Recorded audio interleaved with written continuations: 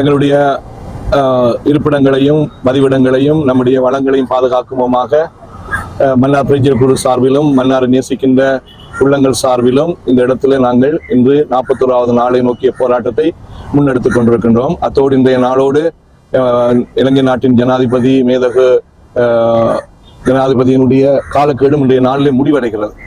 அவை நேற்று வரை நாங்கள் அவருடைய காரியாலயத்தில் நல்ல முடிவுகள் வரும் என்று எதிர்பார்த்து கொண்டிருந்தோம். இதுவரைக்கு எந்த முடிவுகளும் எங்களுக்கு தரப்படவில்லை.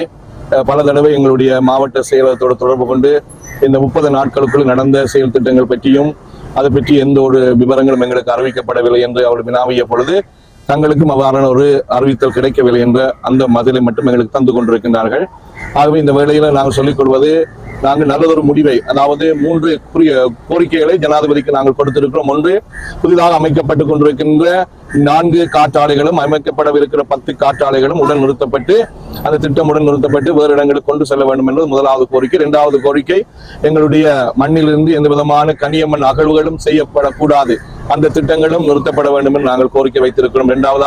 3வது கோரிக்கை, எங்களுடைய மண்ணிலே நடந்திருக்கின்ற 2 காற்றாலை திட்டங்களினால் ஏற்பட்டிருக்கின்ற பாதிப்புகளை உடன் நிவர்த்தி செய்து மக்களுடைய கஷ்டங்கள் இருந்து அவர்களை விடுவிக்க உதவி செய்ய வேண்டும் என்று 3 கோரிக்கைகளை வைத்து இந்த போராட்டத்தை 41வது நாளாக நாங்கள் நகர்ந்து கொண்டிருக்கிறோம். இந்த போராட்ட களத்திலே இருக்கின்றோம். ஆனால் இதுவரைக்கும் எந்த விதமான சாதகமான முடிவுகளையும் அரசு தரப்பிலிருந்து எங்களுக்கு தரவில்லை என்பதை மிகவும் கவலையோடு தெரிவித்துக் கொள்கிறோம்.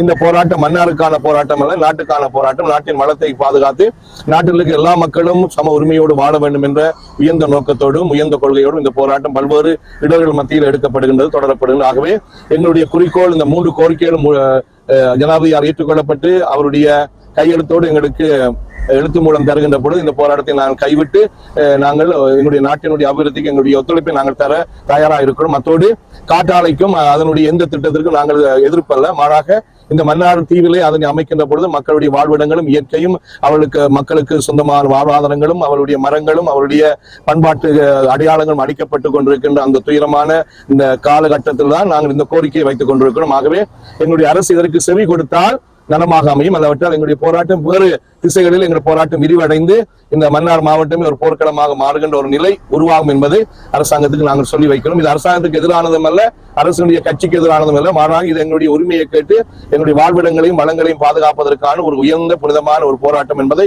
நாங்கள் தெரிவித்துக் கொள்கிறோம். இங்கே எங்களுடைய இந்த தளத்தில் எந்த விதமான சமய வேறுபாடுகளும் இல்லை, மொழி வேறுபாடுகளும் இல்லை. எங்களுடைய இந்த தளமானது நாட்டுக்கான போராட்டத்தின் குரலாக அமைகிறது ஒழிய இது மன்னாருக்கு மட்டும் சார்ந்த ஒரு போராட்டம் அல்ல.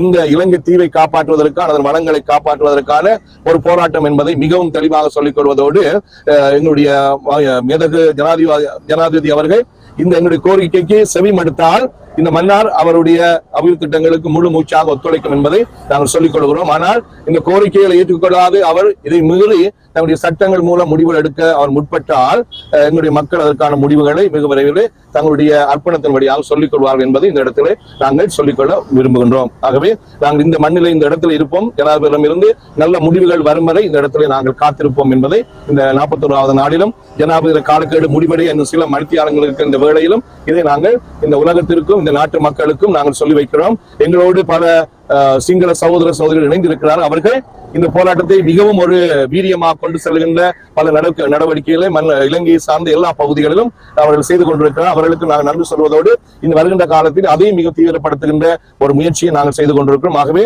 ஜனாதிபதி நல்ல ஒரு முடிவை தந்தால் இந்த போராட்டங்கள் தணிந்து போகும், எல்லாவற்றால் தீவிரமடைந்து சில பேர் அதனால் வருகின்ற தாக்கங்கள் நேர்மறையாக எதிர்மறையாக அமையலாம் என்பதை நான் இந்த இடத்துல சொல்லிக் கொள்கிறேன்.